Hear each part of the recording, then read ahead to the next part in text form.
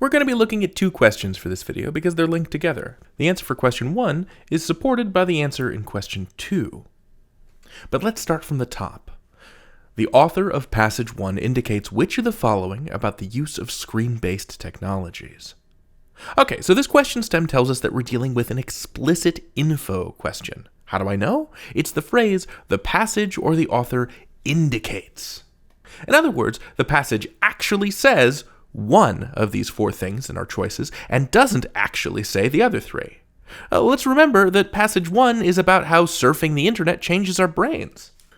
It's right there in the title of the passage. The web shatters focus, rewires brains.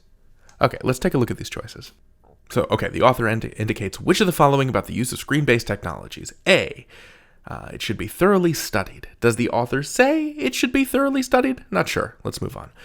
Choice B, it makes the brain increasingly rigid. Do they say that explicitly? The passage said that it changes our brains, maybe not always for the better, but I don't think rigidity was mentioned. Choice C, it has some positive effects. Was there anything positive that the author said about screen time? Maybe. Let's leave that in. And D, it should be widely encouraged. Does the author say that more screen time should be encouraged? This choice is the most positive of the bunch, and the title alone tells us that the author definitely has some reservations. So I feel pretty confident about crossing this one off. Okay, so I'm leaning towards C. I might want to check out A, but if I can find a mention of some positive effects anywhere in the passage, I'm done. I can circle C and move on. So let's take a look. Let's go back to the passage. And you can see in my pre-read, I put little pluses by everything that was positive. So we've got certain cognitive skills are strengthened, a group of young people had significantly boosted the speed with which they could shift their visual focus, web browsing strengthens brain functions. Those are some positive effects. So for me, I've seen enough. On test day, I would circle choice C and move on. Throughout the reading test, we need to be careful with choices like A. These choices sound completely reasonable. Yes, it should be thoroughly studied. However, we can't choose choices based on whether or not a choice sounds reasonable or makes sense. Lots of wrong choices sound reasonable and make sense. Indeed, they are written that way. Our job is to find the choice that actually answers the question being asked. In the case of explicit info questions, it's the choice that is actually mentioned in the passage that we have to find. Right, it's called the evidence-based reading and writing test for a reason. The answers are all based on evidence that you can find in the passage. Okay, let's move on to the second question, which asks, which choice provides the best evidence for the answer to the previous question? So this is a citing textual evidence question. One of these choices is going to support the answer to the question you just answered. The other choices won't.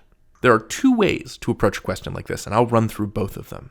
Plan A. Support your answer to question 1. This assumes we've answered the previous question by looking for evidence, and we feel confident about that answer. The chances are good we'll find the evidence we used to answer the first question just sitting in the choices. And plan B is test the choices. If I'm not sure of my answer to the first question, I can use the choices in the second question to help figure out the answer to the first question. So I'll do them both. Here's plan A in action. All right, so when I did the first question, I figured out that the author said some good stuff about screen time in the first paragraph. Let's see if there's a choice that matches the evidence I found. Okay, so choice A, lines 2 to 3, starting with certain.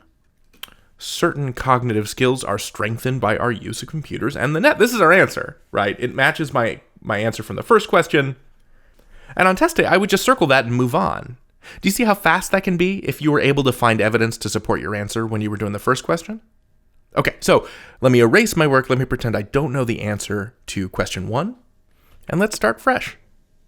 Now, remember that plan B is for when I'm not sure what the answer to the first question is. I know for sure that one of the choices here in the second question is going to answer the first question, so I just need to find it. I'm going to test the choices one by one and ask myself, does this answer the first question? In order to do that, I'm going to need to make sure that I have the first question stuck firmly in my head. Does this tell me something about screen time? I'm going to use this test on each of the choices in the second question.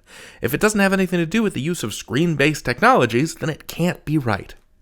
So, which choice provides the best evidence for the answer to the previous question? Lines 2 to 3, certain, net. So, certain cognitive skills are strengthened by our use of computers and the net. Does this have to do with screen time? Yes. Certain cognitive skills are strengthened by it. Now, I can look at that first question and see if I find a match, all right? Oh, hello, choice C. Well, it looks like we may have a winning pair. But let's apply our test to the other choices in the second question just to make sure. So I'm going in, looking at choice B, lines 19 to 20, starting with but, ending with smarter. But it would be a serious mistake to look narrowly at such benefits and conclude that the web is making us smarter. Does this tell me anything about screen time? Yeah, it says it's maybe not all good, so let's scan the choices of the first question for a match. Thoroughly studied, increasingly rigid, some positive effects, widely encouraged.